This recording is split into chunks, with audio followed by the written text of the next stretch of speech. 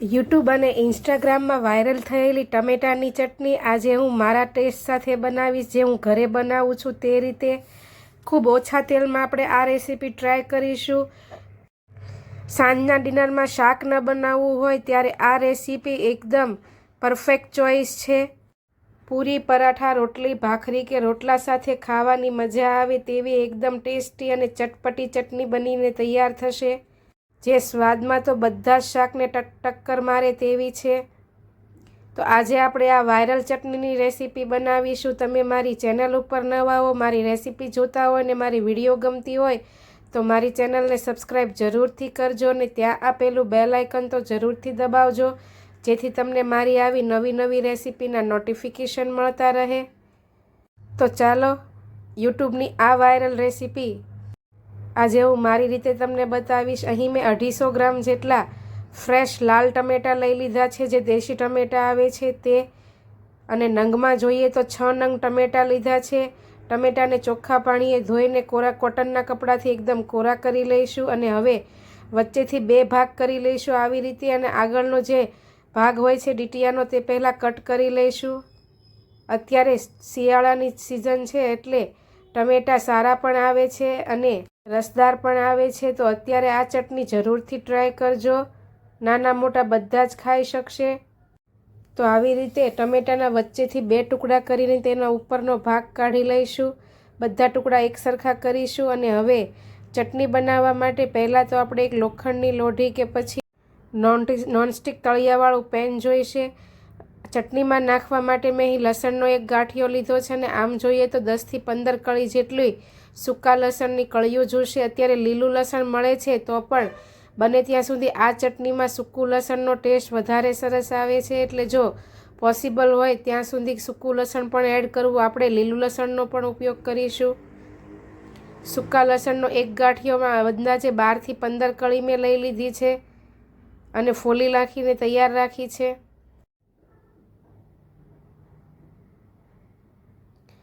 હવે ચટણી બનાવવા માટે આપણે લોખંડની લોઢી લઈ લઈશું અને મીડિયમ ટુ લો ગેસની ફ્લેમ ઉપર લોઢીને ગરમ થવા દઈશું. તમે આ નોનસ્ટિક પેનમાં કે પછી બાઉલમાં પણ બનાવી શકો, જાડા તળિયાવાળા. પણ અહીં મેં લોઢીમાં ટ્રાય કરી છે, જેમાં સરસ ટેસ્ટ આવે છે. હવે 2 ચમચી જેટલું આપણે તેલ લઈશું અને ટમેટાના જે ફાડા કરીને રાખ્યા છે તે તેલ લોઢી ઉપર આવી રીતે એક સરખા આપણે ગોઠવી દઈશું રાઉન્ડ શેપમાં, બધી બાજુ તાપ એક સરખો લાગે તે રીતે. અને ઢાંકીને 3થી 4 મિનિટ માટે લો ગેસની ફ્લેમ ઉપર રહેવા દઈશું. ટમેટાં એક બાજુ સરસ એવા ચડી જાય ત્યાં સુધી.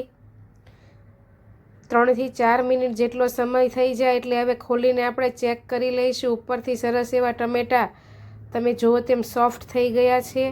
હવે તેને બીજી બાજુ આપણે પલટાવી લેવાના છે ને આવી જ રીતે ફરી પાછું 3થી 4 મિનિટ માટે બીજી બાજુ પણ ચડવા દેવાના છે ટમેટાં ઉપરની છાલ જુદી પડી જાય ત્યારે સરસ રીતે ચડી ગયા ગણાય, જે તેની ટમેટાં ચડી જવાની નિશાની છે. એટલે આપણે આવી રીતે પલટાવીને ફરી પાછું 2થી 3 મિનિટ માટે ઢાંકી દઈશું ટમેટાને.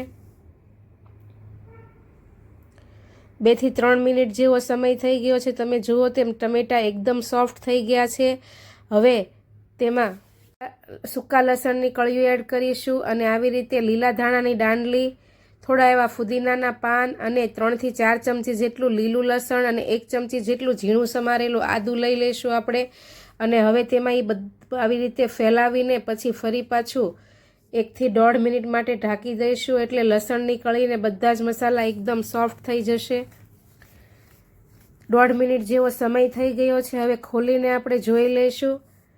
સરસ એવી છાલ તમે જુઓ તેમ ટમેટાની ચીપિયાથી આવી રીતે જુદી કરશો તો સરસ એવી નીકળી જાય છે. હવે બધી જ છાલને આપણે ટમેટાથી કાઢી લઈશું અને ગેસની ફ્લેમને આપણે બંધ કરી દઈશું. અને ટમેટાની બધી જ છાલને આવી રીતે નીકાળી લઈશું અને ટમેટાને આ રીતે એકદમ ઠંડા પડવા દેવાના છે. પહેલાં ટમેટાં એકદમ ઠંડા પડે અને એની છાલ કાઢીએ ત્યાં સુધીમાં આપણે બીજી બાજુ એક મીડિયમ સાઇઝનો ડુંગળી લઈ લઈશું અને તેને ઝીણી ઝીણી આપણે એકદમ ઝીણી સમારી લેવાની છે. ડુંગળી ઓપ્શનલ છે પણ આ ચટણીમાં તેનો ટેસ્ટ સરસ આવે છે. આ તમે સાલસા ડીપ પણ બનાવી શકો આવી રીતે.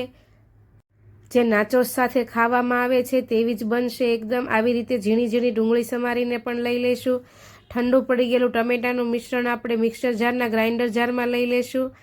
તેમાં અડધો કપ જેટલા લીલા ધાણા, 1 લીલું મરચું કટ કરીને એડ કરીશું અને 1 ચમચી જેટલો આપણે ગોળ એડ કરીશું. તમે ખાંડનો પણ ઉપયોગ કરી શકો, પણ ગોળનો ટેસ્ટ આ ચટણીમાં ખૂબ જ સરસ આવે છે.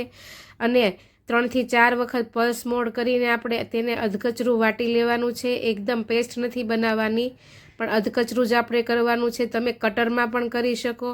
હવે તેને એક મિક્સિંગ બાઉલમાં લઈ લઈશું આપણે. તમે જુઓ તેમ આપણે અધકચરું જ ક્રશ કર્યું છે, એકદમ પેસ્ટ નથી બનાવી. ચટણીનો ટેસ્ટ આવી જ રીતે સરસ આવે છે. હવે તેમાં થોડા સૂકા મસાલા એડ કરીશું આપણે.